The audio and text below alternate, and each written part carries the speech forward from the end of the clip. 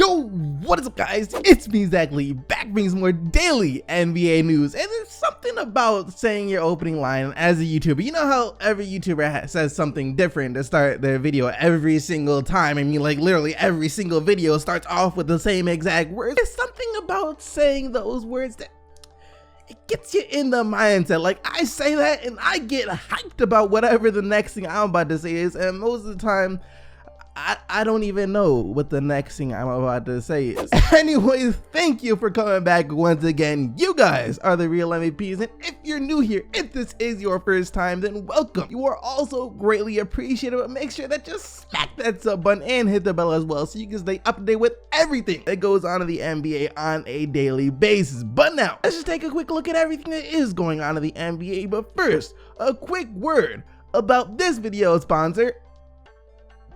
Wait, who is sponsored for today's video? Is there a sponsor? Oh, jumpshottrainer.com. Learn to shoot like the pros. Proven to increase your shooting percentage within just a month by eliminating interference from your offhand. That is right, you can go from Lonzo to Curry jump shot wise if you train hard enough, of course. Use the link in the description box below to learn more. First up in the news, we have some huge news regarding the Boston Celtics and the NBA draft, as it seems like they are trying to finesse their way to get a top pick once again. As we're getting reports saying that the Boston Celtics are trying to move up in the NBA draft so they can select Mo Bamba. Sources told Sporting News that Boston has expressed interest in Bamba, including interviewing him at the Chicago pre-draft combine 2 weeks ago. Bamba measured in with a record wingspan of 7'10" in Chicago, reinforcing his status as the most ready-made rim protector in the draft. And speculation has it that the Boston Celtics are talking to both the Memphis Grizzlies, who have the number 4 pick, and the Dallas Mavericks, who have the number 5 pick in the NBA draft, so they can trade with them to move up to get Mo Bamba, since both those teams, the Memphis Grizzlies and the Dallas Mavericks, have openly expressed interest in trading their draft picks. Now, if this is true and the Celtics really do want Mo Bamba, it's rumored that the starting price for them to move up that high in the draft to the 4th or 5th pick would have to be Jaylen Brown, since a guy like Terry Rozier isn't very appealing to Memphis or Dallas, since Memphis already has Mike Conley and the Mavericks already have Dennis Smith Jr. And can I just say that if the Boston Celtics are willing to give up Jaylen Brown to get Mo Bamba, then that should tell you exactly how high the Boston Celtics really are on Mo Bamba. And I have said this before, but if you are doing a trade with the Boston Celtics and you feel like something is too good to be true, if you feel like you're about to win this trade, you're not. You're getting fleeced. Run away. It never works out in your favor. Just ask Brooklyn or ask Cleveland. If they are willing to give up Jaylen Brown plus more, even likely to get Mo Bamba, take my advice.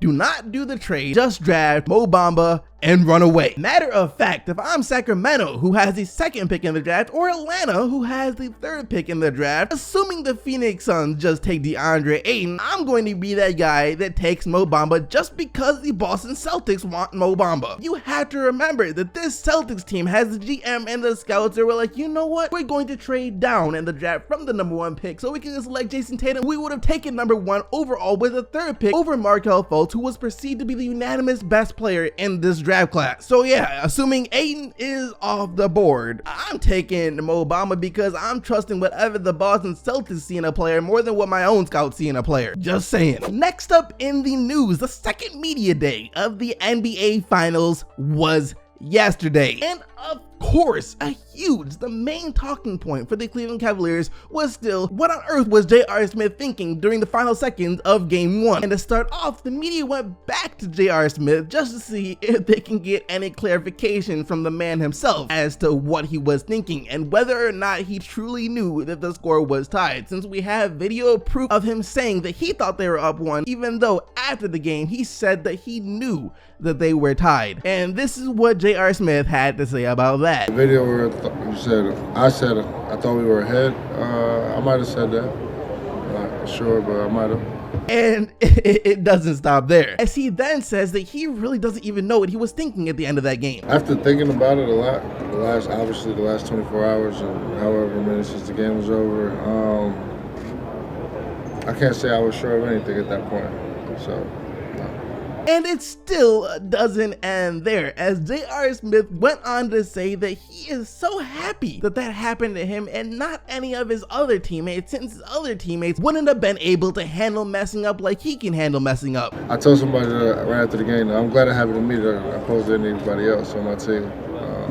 To be in that situation is tough, and it's not a situation everybody can handle, so I'm glad it happened to me. All right, first off, you can't blame this loss completely on J.R. Smith. He robbed them of a chance to win the game, sure, but had other things happen differently throughout the game, he never would have had that chance to rob them in the first place. He was just, I guess, the final straw, the tipping point of all the things that had happened wrong for Cleveland up until that very moment. So it's not completely his fault that they lost. That being said, J.R. Smith, you said that you were happy that it happened to you and not anyone else on the team. But if we are going to be completely honest here, everyone else in the world who was watching the game and who was on the court playing in that game knew what the situation was. They knew the score was tied with only 3 to 4 seconds left in the game when you got the rebound. Everyone watching that game was going like these when you was running back towards the other hoop. So I don't think if anyone else on the Cleveland Cavaliers, or in the world for that matter, that would have got the rebound and been in your position would have did what you did. Once again though, not completely your fault. Moving on though, it wasn't only the Cavs that were talking about this J.R. Smith situation yesterday, as the arch nemesis of LeBron James himself, Lance Stevenson, took to Instagram Live while eating some chicken wings to talk about the J.R. Smith situation, as he said this. About the finals game. That's good. I thought Cleveland had it. I probably missed the show. Until, you know what happened. I ain't gonna say nothing. First of all, everybody talking about JR. You shouldn't be talking about JR. Because my boy G Hill missed a free throw to win the game.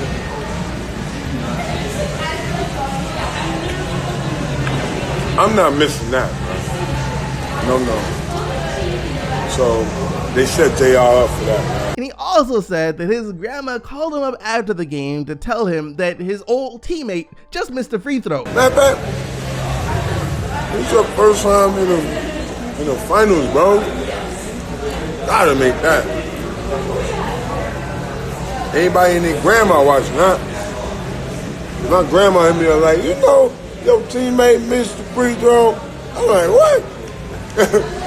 Grandma, he won the game. Lance Stevenson is pure comedy. The dude, on and off the court, pure comedy. For our next story though, I'm telling y'all that sometimes we just need to put some of these players in a ring, give them the proper equipment so no one gets hurt, because we don't want to see anyone get hurt, but put them in a ring and let them sell some of the differences that they may have on the basketball court. As you remember how at the very end of game 1, Tristan Thompson and Draymond Green got into it a little bit, and it ended with Tristan Thompson signaling to Draymond Green to meet him out back after the game so they could settle their differences. Obviously, that didn't happen, but Draymond Green said yesterday that he'll be more than willing to meet Tristan Thompson anywhere at any time to settle this, just not after the game, because he's not trying to get a fine. When Tristan tells you to meet him outside, what's your reaction? I can't meet him outside of here because I'll still get fined. But I can meet him in the streets any day. But, you know, the summers, you can meet anybody anywhere. So, all to meet me outside and meet me at the bus, like, I ain't gonna give up no money for that. What was But, you know, if you want to see me somewhere else, that's fine. Someone please make this happen, but also make sure that you record it. Maybe this could be like a pay-per-view event during the summer. And for our final piece of news, we have to talk about New York Knicks guard Frank Ntilikina, as he just got back from doing some intense training in France. And according to people within the Knicks organization itself and Frank Ntilikina himself, he is a completely different person now. As New York Knicks developmental coach Chris Brickley said this: Frank's entire demeanor has been different since he's been back. He has a confident swagger now that he didn't have last season. I think when he went home, it allowed him to take a step back and analyze his weaknesses. practices. And Ntilikina himself said this: "I've added some weight and muscle. I spent a lot of time working on my body in France. I'm getting better and more comfortable with my skills and body. I had a chance to maximize my time and work on my body, which I didn't have time to do during the season." But it doesn't stop there, as now the NBA is saying that Ntilikina has grown since the season ended and will now be listed at 6'6" for the start of the next season. But they might want to hold off on listing his official height from now, because according to Frank Ntilikina, he is still growing. "I may still be growing," Ntilikina said. So Knicks fans should be beyond hype about all of this. Hornacek, the guy who was playing Jarrett Jack over Frank Ntilikina for a majority of the season, he's gone now. They got Dave Fizdale, and I have a feeling that Fizdale and Ntilikina are going to be like a match made in heaven. Those guys are going to get along extremely well. So with this new growth, this new added muscle, him being more confident, having a new swagger, I guess, along with a coaching change, it could be a very special season for Frank Ntilikina. Anyways, that is going to bring us to today's question of the day: Draymond Green or Tristan Thompson? Who would you put your money on in the fight? Also, which two players would you like to see step in a ring the most? Let me know down in the comment section below. But that is going to do it for today's video. Hope you guys enjoyed. If you did, be sure to smack that like button and subscribe to the channel so you don't miss out on more daily NBA news. Thank you once again for watching. I'll see all of you right back here tomorrow. But until then, keep getting the bucks, Team ITC, and I'm out of here.